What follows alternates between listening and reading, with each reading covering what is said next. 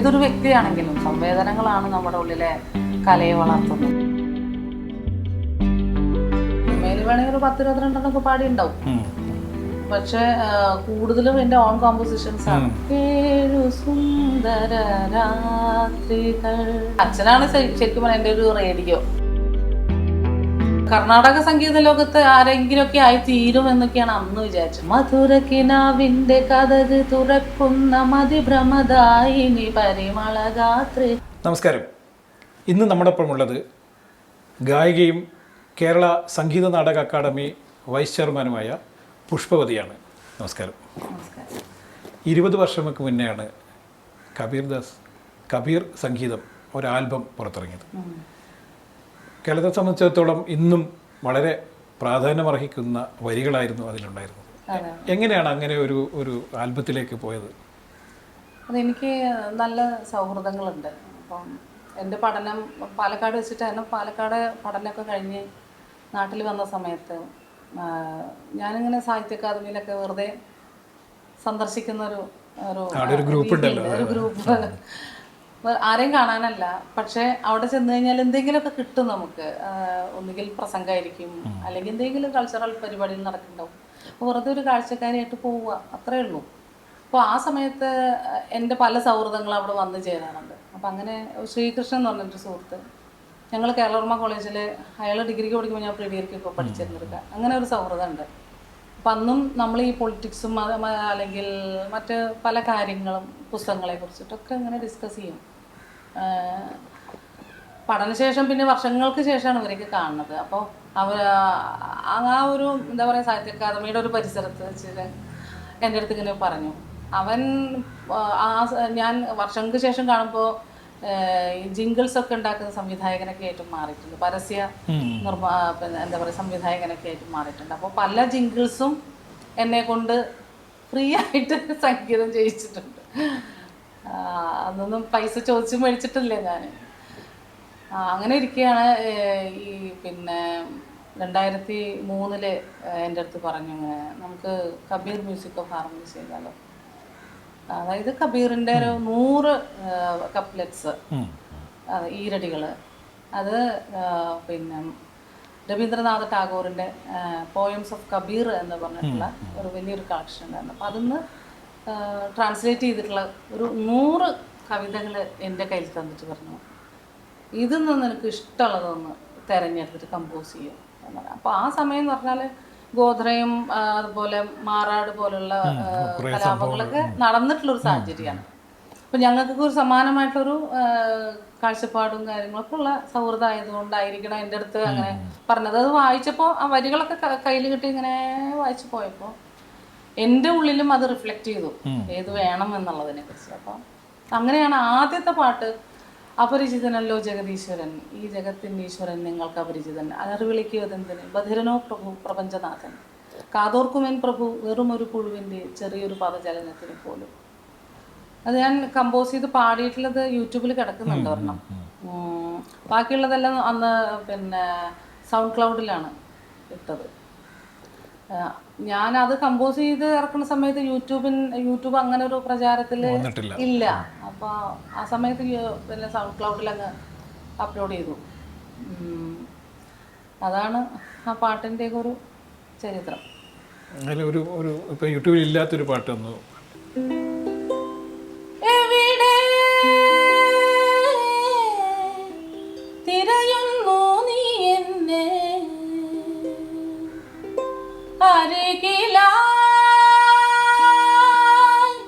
ഉണ്ടല്ലോ ഞാൻ നിന്റെ പള്ളിയിലില്ല, ഞാൻ കോവിലിലും കബയിലില്ല, ഞാൻ കൈലാസത്തിലും എവിടെ തിരയുന്നു നീ എന്നെ അരികിലാ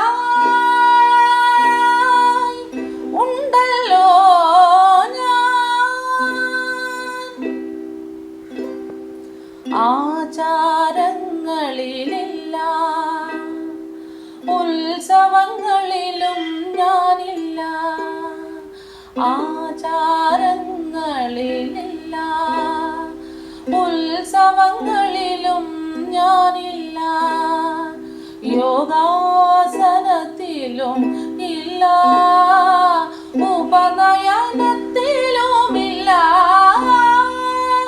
എവിടെ തിരയുന്നു. പാലക്കാടാണ് പഠിച്ചത്. പാലക്കാടാണ് പഠിച്ചത്. അപ്പം പാലക്കാട്ട് നമ്മൾ സംഗീതം തന്നെയാണ് നമ്മുടെ വഴി എന്ന് വളരെ ചെറുപ്പത്തിൽ തന്നെ തിരിച്ചറിഞ്ഞത്. അതെ അതെ അതെ അതെ, ചെറിയ പ്രായത്തിൽ തിരിച്ചറിഞ്ഞത്. അപ്പം എങ്ങനെയാണ് പാലക്കാട് കോളേജിലേക്ക് എത്തുന്നത്? അതിൻ്റെ ഒരു ഇത് എങ്ങനെയായിരുന്നു?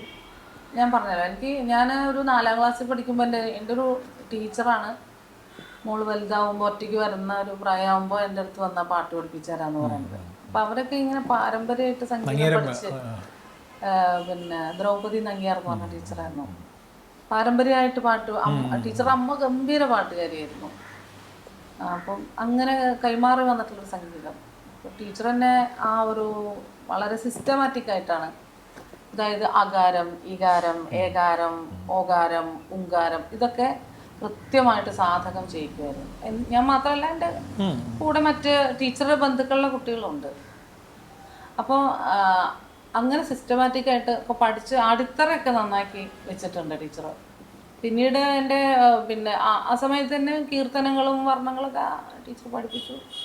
ഇതിൻ്റെ ഇടയിൽ കുറച്ച് ഈ പറയുന്ന പോലെ കോളേജിലേക്കൊക്കെ എത്തിയപ്പോൾ ഒത്തിരി പൊളിറ്റിക്സും കാര്യങ്ങളൊക്കെ വന്ന് അതങ്ങ് കുറച്ച് നാൾ സ്റ്റോപ്പായി. പക്ഷേ അത് പ്രീ ഡിഗ്രി കേരളോർമയിലായിരുന്നു. അത് കഴിഞ്ഞപ്പം എനിക്ക് തോന്നി സംഗീതം തന്നെയാണ് എൻ്റെ ഒരു വഴി അന്ന് വിചാരിക്കും. പിന്നെ എൻ്റെ ഒരു സുഹൃത്തിൻ്റെ അടുത്ത് ഇങ്ങനെ പറഞ്ഞപ്പം അവരുടെ വീടിൻ്റെ അടുത്ത് പാലക്കാട് കോളേജിൽ പഠിക്കുന്നൊരു ആളുണ്ട്, അവരൊക്കെ ഇന്ന് പിന്നെ ആപ്ലിക്കേഷൻ ഫോം വാങ്ങിപ്പിക്കാം എന്ന് പറഞ്ഞാൽ അങ്ങനെ ആണ് പാലക്കാട് കോളേജിൽ ചേർന്നത്. അപ്പം എൻ്റെ അച്ഛൻ പറഞ്ഞു, നീ ഞങ്ങളുടെ കൺവെട്ടത്തിൽ തന്നെ ഇങ്ങനെ വലിയ രാഷ്ട്രീയമൊക്കെ കളിച്ച് നടന്നു, അവിടെ ചെന്നാൽ എങ്ങനെയായിരിക്കും. പക്ഷെ എനിക്ക് ഒരു ഉറച്ച തീരുമാനമായിരുന്നു അത്, എനിക്ക് പോകണം എന്നുള്ളത്. അങ്ങനെ പിന്നെ പോയി. അച്ഛനും സംഗീതത്തോട് വലിയ താല്പര്യം. അച്ഛൻ ഭയങ്കര പാട്ടുകാരനായിരുന്നു. ചില പഴയ നാടകഗാനങ്ങള്, അതുപോലെ പ്രണയഗാനങ്ങൾ, സിനിമ ഗാനങ്ങൾ ഭയങ്കര നന്നായി പാടുമായിരുന്നു അച്ഛൻ. അച്ഛനാണ് ശരിക്കും പറഞ്ഞാൽ എൻ്റെ ഒരു റേഡിയോ. അച്ഛൻ പാടുന്ന കേട്ടിട്ടൊക്കെയാണ് പാട്ട് പഠിച്ചത്. നമ്മൾ ഈ ചെറുപ്പത്തിൽ നമുക്ക് പാട്ട് കേൾക്കാൻ ആകെ റേഡിയോ മാത്രമേ അന്ന് ഉണ്ടായിരുന്നുള്ളൂ. ഞങ്ങളുടെ വീട്ടിൽ തൊട്ടപ്പുറത്തൊരു വീട്ടില് അവര് ഊണിന്റെ സമയമാകുമ്പോ ഉച്ചക്ക് റേഡിയോ ആയിട്ട് പിന്നെ ഡൈനിങ് ടേബിളിന്റെ അവിടെ വെക്കുക. അപ്പൊ ഞങ്ങൾക്ക് കേൾക്കാൻ ഒത്തിരി എളുപ്പമാണ്. അവര് ഭക്ഷണം കഴിച്ചു കഴിഞ്ഞ് ഇത് കൊണ്ടുപോകും. അപ്പൊ ഞങ്ങളുടെ ചെവി ഇങ്ങനെ നീണ്ടു പോകും. ഈ ആദ്യഘട്ടത്തിൽ, അതായത് ചെറുപ്പകാലത്തൊക്കെ കേട്ട് നമ്മളെ വല്ലാതെ ആകർഷിച്ച പാട്ടുകളൊക്കെ ഏതൊക്കെയായിരുന്നു? അയ്യോ, ഒത്തിരി ഉണ്ട്. 7 സുന്ദര രാത്രികൾ, ഏകാന്ത സുന്ദര രാത്രികൾ, വികാര തരളിത രാത്രികൾ, വിവാഹപൂർവരാത്രികൾ, ഇനി 7 സുന്ദര രാത്രികൾ, കായാമ്പൂ കണ്ണിൽ വിടരും കമലദളം കവിളിൽ വിടരും അനുരാഗവതി നിൻചൊടികളിൽ നിന്നാലിപ്പഴം പൊഴിയും. ഇങ്ങനെ എത്ര എത്ര എത്ര മനോഹരങ്ങളായിട്ടുള്ള പാട്ടുകളാണ്. അത് അച്ഛൻ ഒത്തിരി മദ്യപിക്കും. അപ്പം സംഗതികളൊക്കെ കുറച്ച് ചില സമയത്ത് അങ്ങ് നീട്ടിപ്പോവും. അപ്പൊ പ്രേമചകോരിയൊക്കെ പാടുമ്പോ പ്രേമചകോരി ഇതൊക്കെ പറഞ്ഞിട്ട് അങ്ങ് നീട്ടും അച്ഛൻ. എത്ര മക്കളായിരുന്നു? ഞങ്ങൾ 5 മക്കളാണ്. ഞാൻ ഏറ്റവും താഴെയാണ്. അപ്പൊ അതുകൊണ്ട് കുറച്ചും കൂടെ ലാളന എല്ലാവർക്കും കിട്ടിയിട്ടുണ്ട്. അപ്പൊ ഈ പാട്ടാണ് നമ്മളെ വഴി എന്ന് പറഞ്ഞോടുകൂടി അച്ഛൻ്റെ ഒരു ഇതെന്തായിരുന്നു? അച്ഛന് വലിയ ഭയങ്കര ഇഷ്ടമാണ്. ഞാൻ കോളേജിൽ നിന്ന് വീട്ടിൽ വന്നു കഴിഞ്ഞാല്, അതായത് ഞാൻ ഹോസ്റ്റലിലാണ് ചേർന്നത് പാലക്കാട്. അപ്പം വീക്കെൻഡിലൊക്കെ വരുമല്ലോ. അപ്പോൾ പ്രാക്ടീസ് ചെയ്യുന്ന സമയത്ത് ഒരു അക്ഷരം ആരും ഉണ്ടാകുന്ന അച്ഛന് ഇഷ്ടമല്ല. അത്രയും നിശബ്ദമായിരിക്കും. എല്ലാവരും ശ്രോതാക്കളായിട്ട് വീട്ടിലുണ്ടാവും. ശരിക്കും പറഞ്ഞാൽ നമ്മളെ കേൾക്കുന്ന ഒരു കുടുംബം ഉണ്ടെങ്കിൽ നമ്മളിങ്ങനെ അറിയാതെ വളരും. നമ്മളെ കഴിവ് എന്താ വെച്ചെങ്കിൽ. അപ്പോൾ സംഗീതത്തിൻ്റെ കാര്യത്തിലാണെങ്കിൽ നമ്മളെ കേൾക്കാൻ ഒരാളുണ്ടാവുക എന്ന് പറയുന്നത് വളരെ നല്ലതാണ്. ഇപ്പം സംഗീതത്തിൽ ഇപ്പം ഏതാണ്ട് മലയാളികളെല്ലാവരും തിരിച്ചറിയുന്ന ഒരാളാണ്. പക്ഷേ അച്ഛനത് ആസ്വദിക്കാൻ പറ്റിയില്ലല്ലോ. അച്ഛനെ ഒരുപാട് പാടി കൊടുത്തിട്ടുണ്ട്. പിന്നെ അച്ഛൻ പ്രതീക്ഷിച്ച ഒരു വളർച്ച കാണാൻ പറ്റിയില്ല. അതെ അതെ അതെ, അത് ഉണ്ടായില്ല. ഈ പഠനത്തിൻ്റെ സമയത്ത് തന്നെ ട്യൂഷനൊക്കെ എടുക്കുമായിരുന്നു. അതെ അതെ, അത് നമ്മളെ മറ്റൊരു ഒരു അച്ഛൻ പോയി. പിന്നെ അതൊരു കുറച്ചുകൂടി ബാധ്യത വന്നു. അതെ, നമുക്ക് നമ്മുടെ ഉത്തരവാദിത്വം നമ്മൾ തന്നെ എടുക്കേണ്ട ഒരു സിറ്റുവേഷൻ ഉണ്ടായിരുന്നു. ഇപ്പൊ ചേട്ടനൊക്കെ ഉണ്ടായിരുന്നെങ്കിൽ പോലും മൂത്ത ചേട്ടൻ നേരത്തെ കല്യാണം കഴിഞ്ഞ് വേറെ ആയിരുന്നു. പിന്നെ രണ്ടാമത്തെ ചേട്ടൻ കുടുംബത്തിലെ കാര്യങ്ങളൊക്കെ നോക്കുമായിരുന്നു. പിന്നെ ചേച്ചിയും ഉണ്ടായിരുന്നു ആ സമയത്ത്. ഒരു ചേച്ചിയുടെ ഈ പറഞ്ഞ പോലെ കല്യാണം കഴിഞ്ഞു പോയി. ഒരു ചേച്ചിയും ഒരു ചേട്ടനും വീട്ടിൽ അമ്മയുടെ ഒപ്പം ഉണ്ടായിരുന്നു. പിന്നെ അത് ഈ പറഞ്ഞ പോലെ സാധാരണ കുടുംബമല്ലേ, പല ബാധ്യതകളും കാര്യങ്ങളൊക്കെ ഉണ്ടായിരുന്നു. അമ്മ പറഞ്ഞു പഠിക്കണ്ട എന്നൊക്കെ. അമ്മയ്ക്ക് ഇതിൻ്റെ അത്രയൊന്നും മൂല്യങ്ങളൊന്നും അങ്ങനെ അറിയില്ല. പാട്ട് പാടുമ്പോൾ കേൾക്കും ഭയങ്കര സന്തോഷമൊക്കെയാണെന്നുള്ള ശരിയാണ്. പക്ഷെ ഇത് ഒരു ഉപജീവന മാർഗമാണ്. അത് വളർത്തിയെടുക്കേണ്ട ഒരു വലിയ കലയാണ് എന്നുള്ളതിനെ കുറിച്ചിട്ടുള്ള അങ്ങനത്തെ ഒരു ബോധമൊന്നുമില്ല. അമ്മ ഒരു അങ്ങനെ എഡ്യൂക്കേഷൻ ഒന്നും ഇല്ലാത്ത ഒരാളാണ്. സ്കൂളിലെ പടി പോലും അമ്മ കണ്ടിട്ടില്ല. അതിൻ്റെയൊക്കെ ഒരു അറിവുകേടും ഉണ്ടാവും. അച്ഛൻ വളരെ റൊമാൻറ്റിക് ആയിരുന്നു. അതാണ് അച്ഛൻ അതുകൊണ്ടായിരിക്കും ഈ എന്താ പറയുക സുന്ദര കലകളെ എല്ലാം ഭയങ്കര മനസ്സിൽ കൊണ്ട് നടക്കുന്ന ഒരാളായിരുന്നു. ഈ പാലക്കാട് ചെമ്പൈ എന്ന് പറയുന്നത് ഒരുപാട് പ്രഗത്ഭന്മാരായ ആളുകൾ പഠിക്കുകയും പഠിപ്പിക്കുകയൊക്കെ ചെയ്യുന്ന സ്ഥലങ്ങളാണ്. ആ സമയത്തൊക്കെ സിനിമയിൽ പാടും എന്ന് എപ്പോഴെങ്കിലും ആലോചിച്ചിരുന്നോ? അല്ലെങ്കിൽ അതിനു വേണ്ടിയിട്ട് ഞാൻ ഒരിക്കലും ചിന്തിച്ചിട്ട് പോലും ഇല്ല. ഞാൻ കർണാടക സംഗീത ലോകത്ത് ആരെങ്കിലുമൊക്കെ ആയി തീരും എന്നൊക്കെയാണ് അന്ന് വിചാരിച്ചിട്ടുള്ളത്. കാരണം അത്രയും കഠിനമായിട്ടുള്ള ഒരു വളരെ സിസ്റ്റമാറ്റിക് ആയിട്ടുള്ള പഠനം ഉണ്ടായിരുന്നു കോളേജിൽ പഠിക്കുമ്പോൾ. ഞാൻ കോളേജിൽ പഠിക്കുമ്പോൾ തന്നെ എനിക്ക് ഓൾ ഇന്ത്യ റേഡിയോയിൽ പിന്നെ ഗ്രേഡ് ഉണ്ടായിരുന്നു. അപ്പോൾ അതൊക്കെ പിന്നെ അതുപോലെ സെൻട്രൽ പഠിച്ചിറങ്ങിയ ഉടനെ സെൻട്രൽ ഗവൺമെൻറ് സ്കോളർഷിപ്പ് ഒക്കെ കിട്ടി. അപ്പോൾ ഞാൻ ആ ഒരു അഹങ്കാരം ഒക്കെ നമുക്ക് വരുമല്ലോ, ഞാനെന്തോ വലിയ സംഭവമായി മാറും എന്നൊക്കെയാണ് വിചാരിച്ചത്. പക്ഷേ കച്ചേരികളിലായിരിക്കും എൻ്റെ ഒരു ഭാവി എന്നാണ് വിചാരിച്ചത്. പക്ഷേ അതിന് പിന്നീട് ഒരു തുടർച്ച ഉണ്ടായില്ല. അത് നമ്മുടെയൊക്കെ ഒരു സാമൂഹിക അന്തരീക്ഷത്തിൻ്റെ പ്രശ്നമാണ്. നമ്മളിലല്ലേ ആദ്യത്തെ പാട്ട് പാടുന്നത് കാത്തൊരു മഴയത്ത്, അതാണ് ഇറങ്ങിയത്. ആദ്യം ഒരു ട്രാക്കുമാണ് ഞാൻ പാടിയത്. അത് തത്തപ്പെണ്ണ് പാട്ടുപാട് എന്ന് പറഞ്ഞൊരു ഗാനം. തത്തപ്പെണ്ണ് പാട്ടുപാട് മുത്തം കൊണ്ട് മാല കെട്ട് കണ്ണും ചിമ്മി കാത്തിരിക്കെ കള്ളൻ പോകും പാതിരക്ക്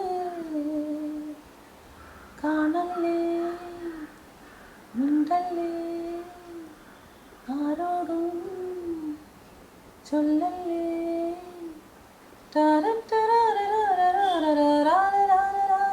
എസ് ബാലകൃഷ്ണ സാറിന്റെ സംഗീതത്തിലായിരുന്നു അത്. തൃശ്ശൂർ അതെ, ആ സമയത്ത് ഒത്തിരി സിനിമ സംഗീതമൊക്കെ റെക്കോർഡ് ചെയ്തിരുന്നത് ചേതന റെക്കോർഡ് സ്റ്റുഡിയോ. ഭൂരിഭാഗം പാട്ടുകളും അവിടെയാണെന്ന് തോന്നുന്നു. കാരണം എല്ലാ ദിവസവും റെക്കോർഡിങ്സ് ഉണ്ട് അവിടെ. മിക്കവാറും സിനിമയായിട്ട് ബന്ധപ്പെട്ടുള്ള ഒത്തിരി പണികൾ അവിടെ നടന്നുകൊണ്ടിരിക്കുന്നുണ്ടായിരുന്നു. ഒന്നുകിൽ റീ റെക്കോർഡിംഗ് ആയിരിക്കും, അല്ലെങ്കിൽ സിനിമാ ഗാന റെക്കോർഡിംഗ് ആയിരിക്കും, അല്ലെങ്കിൽ അങ്ങനെ ഒരു ഇത്. അതിനിടയിൽ വിദേശത്ത് പോയി സംഗീത അധ്യാപികയായി. അതെ, ഒരു പ്രത്യേക സന്ദർഭത്തിൽ എനിക്ക് തോന്നി, എന്താ പറയുക, സിനിമാ സംഗീതവും ആ സമയത്ത് ഒരു മടുപ്പ് വന്നിട്ടുണ്ടായിരുന്നു. അങ്ങനെ ആണ് ടീച്ചിങ്ങിലേക്ക് പോയത്. അവിടെ ചെന്നപ്പോഴാണ് മനസ്സിലാവണത് നമുക്ക് പൈസ മാത്രമേ ഉണ്ടാവുള്ളൂ, ജീവിതമൊന്നും ഉണ്ടാവില്ല. അല്ല, നമ്മുടെ ഒരു കരിയർ, നമ്മുടെ ആത്മാവ് ആഗ്രഹിക്കുന്നത് എന്താണോ അത് അവിടെ നിന്ന് കിട്ടാൻ ഇത്തിരി സാധ്യത കുറവാണ്. കരിയർ ഉണ്ടാവില്ല. അങ്ങനെ യാന്ത്രികമായി പോകും. മാത്രമല്ല, ഞാനൊന്ന് അവിടെ നല്ല വിശാലമായിട്ടുള്ള വലിയൊരു സ്കൂളായിരുന്നു. നമ്മുടെ ക്ലാസ് റൂമിലൊക്കെ വലിയ പിയാനൊക്കെ വെച്ചിട്ടുണ്ടാവും. ഞാൻ കുട്ടികളൊന്നും ഇല്ലാത്ത സമയത്ത് അവിടെ ഏകാന്തമായിട്ട് പോയിരിക്കും വായിക്കാനും അല്ലെങ്കിൽ എന്തെങ്കിലുമൊക്കെ കമ്പോസ് ചെയ്യാനും ഒക്കെ. പക്ഷെ എനിക്ക് ഉള്ളൊന്നും വരുന്നുണ്ടായിരുന്നില്ല. അതെന്തുകൊണ്ടാ വെച്ചാൽ നമ്മൾക്ക് സ്വതന്ത്രമായിട്ടുള്ള സംവേദനങ്ങൾ ഇല്ലാതെയായി. എല്ലാം നമ്മുടെ സ്വാതന്ത്ര്യങ്ങളൊക്കെ ഇല്ലാതെയാകുമ്പോൾ തീർച്ചയായിട്ടും നമ്മുടെ ക്രിയേറ്റിവിറ്റി നശിക്കും. നമ്മൾ സംവേദനങ്ങളാണ്, ഏതൊരു വ്യക്തിയാണെങ്കിലും സംവേദനങ്ങളാണ് നമ്മുടെ ഉള്ളിലെ കലയെ വളർത്തുന്നത്. കലയാണെങ്കിലും ചിന്തയാണെങ്കിലും എഴുത്താണെങ്കിലും ആ വ്യക്തിയെ വളർത്തുന്ന ആ ഒരു സ്വാതന്ത്ര്യം നമ്മൾ അനുഭവിക്കണം.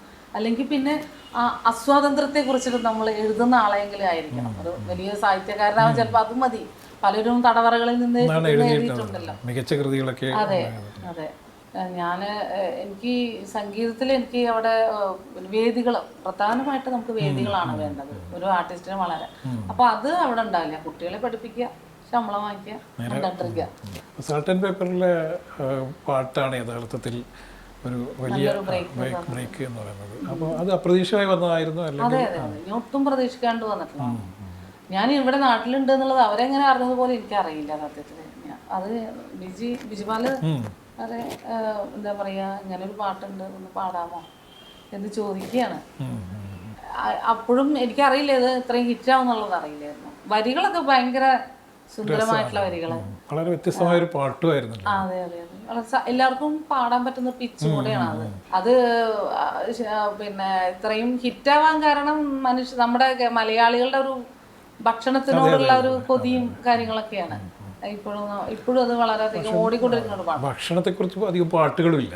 ഭയങ്കര ഭക്ഷണ കൊതിയന്മാരൊക്കെ ആണെങ്കിൽ ഭക്ഷണം ബേസ് ചെയ്തുകൊണ്ടുള്ള പാട്ടുകൾ വളരെ കുറവാണ്. അതെ അതെ, അയില പൊരിച്ചതുണ്ട് എന്നുള്ള പാട്ടൊക്കെ ഉണ്ട്, നല്ല പാട്ടാണ്. അതെ അതെ അതെ.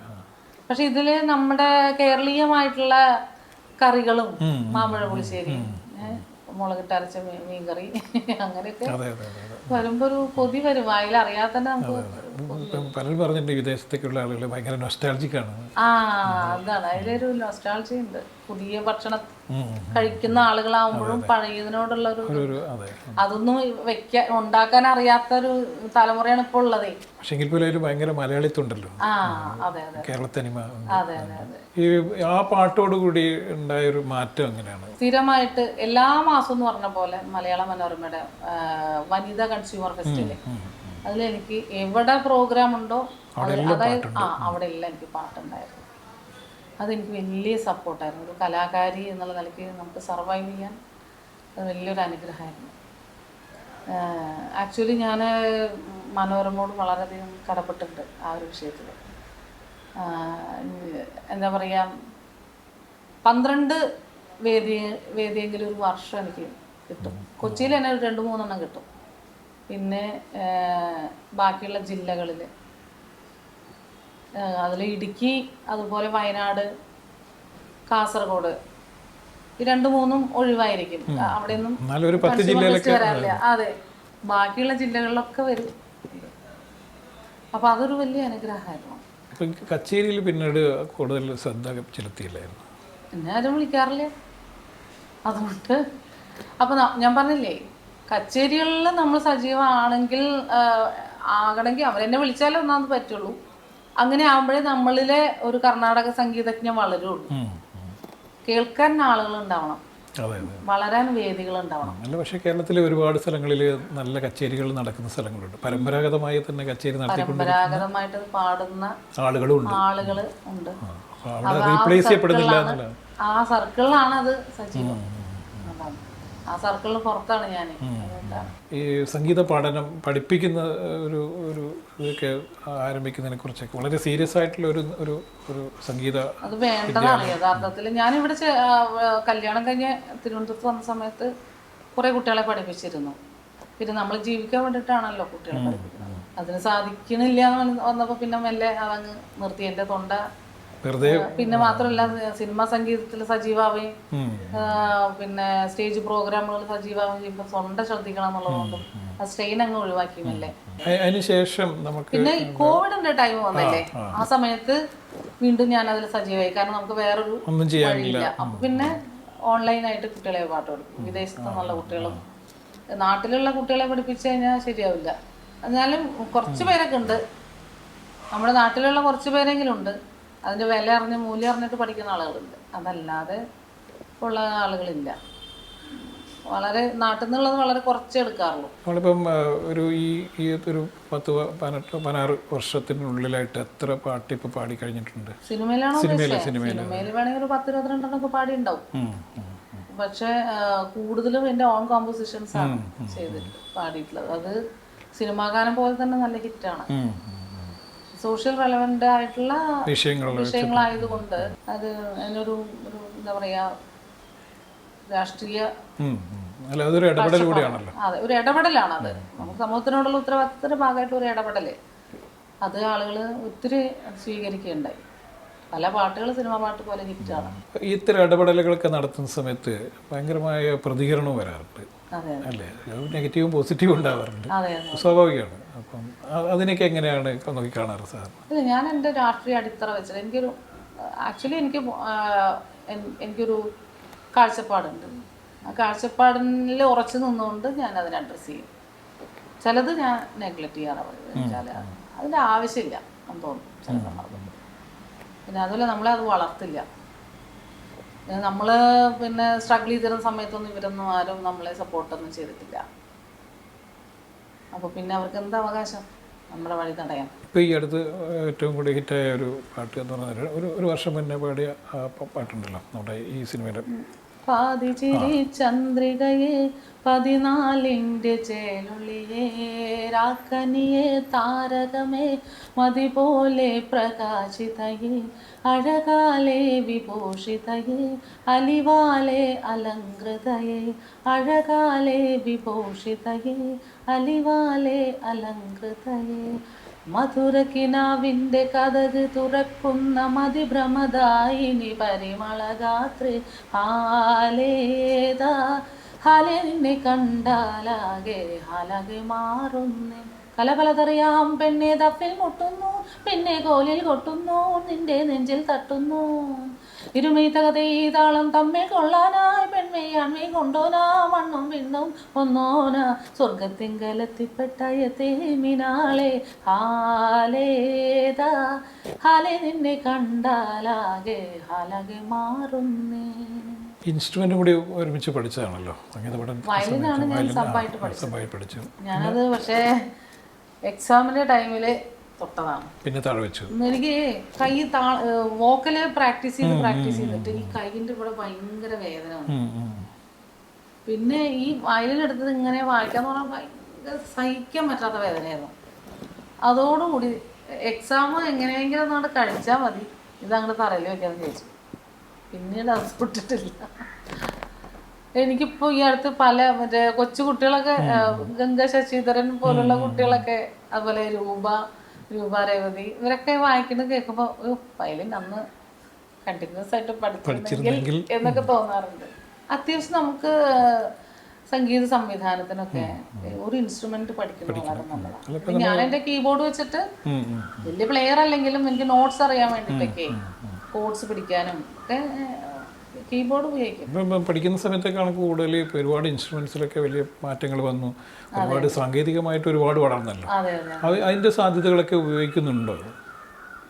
കമ്പോസ് ചെയ്യുമ്പോൾ ട്യൂൺ മേക്കിംഗ് ആണ് കൂടുതൽ ഞാൻ ചെയ്യുന്നത്. ആ ട്യൂൺ വരിക എന്ന് പറയുന്നത് അത് എവിടുന്നാണ് വരണമെന്ന് എനിക്കറിയില്ല. അങ്ങനെ ഒരു ട്യൂൺ നമ്മുടെ ഉള്ളിൽ വരണമെങ്കിൽ നമ്മൾ ഒരുപാട് കേൾക്കുകയും ഒത്തിരി കേൾവികൾ ഉണ്ടാകുമ്പോഴും മാത്രമല്ല നമ്മൾ പഠിച്ച് പ്രാക്ടീസ് ചെയ്തിട്ടുള്ളതും എല്ലാം ചേർന്നിട്ടാണ് ആയിരിക്കും ഒരു മിക്സ് ഒരു സംഗതി വരുന്നത്. ഇപ്പൊ എനിക്ക് വെസ്റ്റേൺ ഒക്കെ നിറയെ വെസ്റ്റേൺ ഫോക്ക് അല്ലെ വെസ്റ്റേൺ ക്ലാസിക്സ് ഇതൊക്കെ ഞാൻ നിറയെ കേൾക്കാറുണ്ട്. അപ്പോൾ ഇന്ത്യൻ മ്യൂസിക് ആണെങ്കിലും പലതും ഞാനിങ്ങനെ കേൾക്കും. ലോകത്തിൽ എന്തൊക്കെ തരം സംഗീതമാണുള്ളത്, പല രാജ്യത്തും പല കൾച്ചർ. ആഫ്രിക്കൻ രാജ്യങ്ങളിലൊക്കെ വളരെ വ്യത്യസ്തമായിട്ടുള്ള ഫോക്കുകൾ. അതെ അതെ അതെ അതെ അതിൽ കൂടുതലും ആ ഒരു ജോണറിലൊക്കെ, അതായത് ഇപ്പോ കാണുന്നില്ല എന്നുള്ള പാട്ട് പോലും ഞാൻ കമ്പോസ് ചെയ്ത പാട്ട് പോലും ഉണ്ടായത് ബ്ലൂസ് കേട്ടിട്ടാ. ബ്ലൂസ് കേട്ടപ്പോ ഏതോ ഒരു എന്താ പറയാ ഒരു നിമിഷത്തില് കേട്ടോണ്ടിരിക്കുമ്പോ എനിക്കൊരു സ്പാർക്ക് കിട്ടുകയാണ്. അതൊന്ന് ഡെവലപ്പ് ചെയ്തിട്ടാണ് നമ്മൾ ഉണ്ടാക്കിയ പാട്ട് തന്നെ. അതൊന്നും നമ്മുടെ ഒന്നും അല്ല. എന്ന് പറഞ്ഞാല് അത് ആരുടെയൊക്കെയോ ആണ്. ഇവിടുന്ന് നമ്മുടെ ഈ അന്തരീക്ഷത്തിൽ അലയടിക്കുന്ന ഏതൊക്കെയോ അതൊന്ന് നമുക്ക് വന്നു ചേരുന്ന ഒരു ത്രെഡാണ് അത്. അതിൽ നമ്മൾ ഡെവലപ്പ് ചെയ്യുന്നു. പ്രകൃതി തന്നെ ഒരുപാട് സംഗീതം തരുന്നുണ്ട്. അതെ, ഈ അന്തരീക്ഷത്തിൽ ഒരുപാട് ഉണ്ട്. അത് നമ്മളതിനെ കേൾക്കുന്നില്ല എന്നുള്ളതാണ്. ചില ചെവി അത്രയും നമ്മളുടെ ചെവിയും നമ്മുടെ മനസ്സും അതിലേക്ക് കീനായിട്ട് ഉണ്ടായിരിക്കണം എന്നുള്ളതാണ്, സൂക്ഷ്മമാവണം. നമ്മളിപ്പോ കാട്ടിലൂടെയൊക്കെ യാത്ര ചെയ്യുന്ന സമയത്ത് എന്തെല്ലാം സംഗീതം കേൾക്കും. പിന്നെ ഞാൻ എന്നെ ചെറുപ്പത്തില് പിന്നെ പാടവരമ്പ് തിരിക്കുമ്പോ കേട്ടിട്ടുള്ളൊരു ട്യൂണുണ്ട്.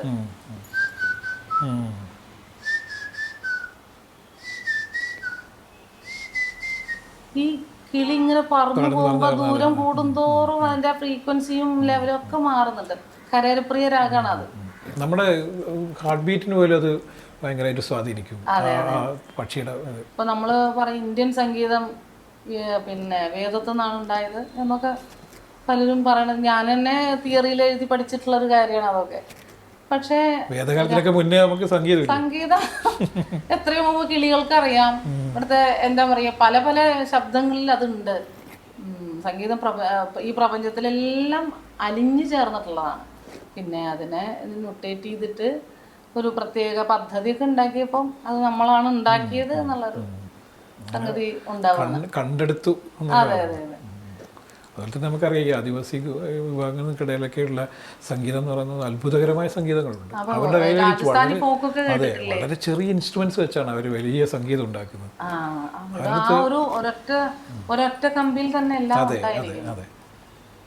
ഇപ്പൊ ഏക്താരയിലൊക്കെ ഏക്താരം ഇട്ടിട്ടല്ലേ മീരാബായി എല്ലാം പാടിക്കൊണ്ടിരുന്നത്. ആ ഒരു ശരിക്കും എനിക്ക് തോന്നും മീര ആ ഒരു സുപ്രീം സോളിനെ അന്വേഷിച്ചുകൊണ്ടുള്ള ഒരു എന്താ പറയുക തേടലായിരുന്നു. ആ തേടലില് മീരയുടെ സോള് എന്ന് പറയുന്നത് ഒരു ജീവാത്മാവും മറ്റൊരു പരമാത്മാവുമാണ്. അത് തമ്മിലുള്ള ഒരു താതാത്മ്യമാണ്. ആ ഒരു അന്വേഷണമാണ് ആ സംഗീതത്തിലുള്ളത് എന്നൊക്കെ എനിക്ക് തോന്നിയിട്ടുണ്ട്. ഇവരുടെ പങ്കാളികളുടെ ബബിൾ ഗായം അതിന്റെ വളരെ ചെറിയ ഇൻസ്ട്രുമെന്റ് വെച്ചല്ലേ അവര് വലിയ രീതിയിൽ. അതെ, മാത്രമല്ല ഒരു ബഹളം ഒന്നുമില്ലല്ലോ. ബഹളം കൊണ്ട് ശരിക്കും ഞാൻ തന്നെ എൻ്റെ കോൺസേർട്ടില് ഞാൻ എപ്പോഴും ഓരോ കോൺസേർട്ട് കഴിഞ്ഞാലും ഞാൻ വിചാരിക്കും എന്തിനാ ഞാനിങ്ങനെ ഞാൻ എൻ്റെ കൂടെ എനിക്കിവർ ഉണ്ടാകുമ്പോൾ അവർക്കും നല്ലത് എനിക്കും നല്ലത് തന്നെയാണ്. പക്ഷേ ഇതിനെ ഒന്ന് ക്രമീകരിച്ച് ആളുകൾക്ക് സ്വസ്ഥമായിട്ട് കേൾക്കാം എന്ന രീതിയിൽ അതിന് കുറേയും കൂടി ഒന്ന് പ്ലാൻ ചെയ്യണമെന്ന് എപ്പോഴും വിചാരിക്കാറുണ്ട്. ഓരോ കൺസേർട്ട് കഴിഞ്ഞ് കഴിഞ്ഞാൽ ഞാനിങ്ങനെ വിമർശന ബുദ്ധിയോട് കൂടിയിട്ട് ആ കൺസേർട്ടിനെ കുറിച്ച് ഓർക്കും. ഈ ഒരുപാട് ബഹളങ്ങൾ കാരണം നമുക്ക് ചിലപ്പോൾ അറിയാതെ തന്നെ നമ്മൾ ആ ഒരു വഴിയിലായി പോണതാണ്. കാരണം ചുറ്റുപാടുള്ളത് ബഹളം നിറഞ്ഞതാണ്. ആർക്കും ഒരു സമയമില്ല. അതിന്റെ ഒരു കണ്ടിന്യൂറ്റി ഇതിലേക്ക് വരുന്നു. അറിയാതെ തന്നെ നമ്മുടെ കൂടെ വായിക്കുന്ന ആളുകൾക്കും അതിന്റെ ഒരു ഇതുണ്ടാവും. എൻ്റെ ഒരു കാഴ്ചപ്പാടായിരിക്കില്ല. അവര് പല പല സംഗീത പരിപാടികളിലൊക്കെ കമ്പനി വായിക്കുന്ന ആളുകളാണ്. അപ്പൊ അവർക്ക് ഈ പറഞ്ഞ പോലെ അതെല്ലാം അവരെ ഇൻഫ്ലുവൻസ് ചെയ്യുന്നുണ്ട്. അപ്പൊ എനിക്ക് ഇവരെയൊക്കെ ഒന്ന് നിയന്ത്രിക്കാൻ തക്കതായിട്ട് ഞാനൊന്ന് വളരണം എന്ന് എനിക്ക് തോന്നാറുണ്ട്. ചില ആളുകളൊക്കെ ചെയ്യുന്നത് അവരുടെ ഒരു രീതിയല്ല ആളുകളെയും പഠിപ്പിച്ച് അവരുടെ എക്സ്ക്ലൂസീവായിട്ട് അവരെ കൊണ്ടുപോകുക എന്നുള്ളതാണ്. അപ്പൊ ആ ലെവലിലേക്ക് നമ്മൾ മാറണം. ഞാൻ മാറണം. എനിക്കതിന് കഴിയണം. ഞാൻ എപ്പോഴും ചിന്തിക്കുന്ന ഒരു കാര്യം അത്. പലപ്പോഴും കർണാട്ടിക് പാടുകയാണെങ്കിൽ പോലും ഭയങ്കര ഋതത്തില് അതിൻ്റെ ഒന്നും ആവശ്യമില്ല എന്ന് എനിക്ക് തോന്നാറുണ്ട്. എന്തിനാ അങ്ങനെ ഇത്രയും ബഹളം വെക്കണത്? ഞാൻ പാടുന്നതിന്റെ പ്രശ്നമല്ല എനിക്ക് തോന്നിയിട്ടുള്ളത്. കാരണം അവരും ഈ കൂടെ വായിക്കുന്ന അവർക്ക് എന്താ പറയുക അവർ കേട്ടിട്ടുള്ള ഇതെല്ലാം തന്നെ ഭയങ്കര ഋതമിക്കും. പിന്നെ എന്താ പറയുക മൊത്തം മ്യൂസിക്കലി കൊണ്ടങ്ങ് നിറച്ച് വെച്ച് അങ്ങനെ ഹൈയിലാക്കി വെച്ച് പക്ഷെ വളരെ സൗമ്യമായിട്ട് പാടുമ്പോഴും ആളുകൾ കേൾക്കും എന്നാണ് എനിക്ക് തോന്നിയിട്ടുള്ളത്.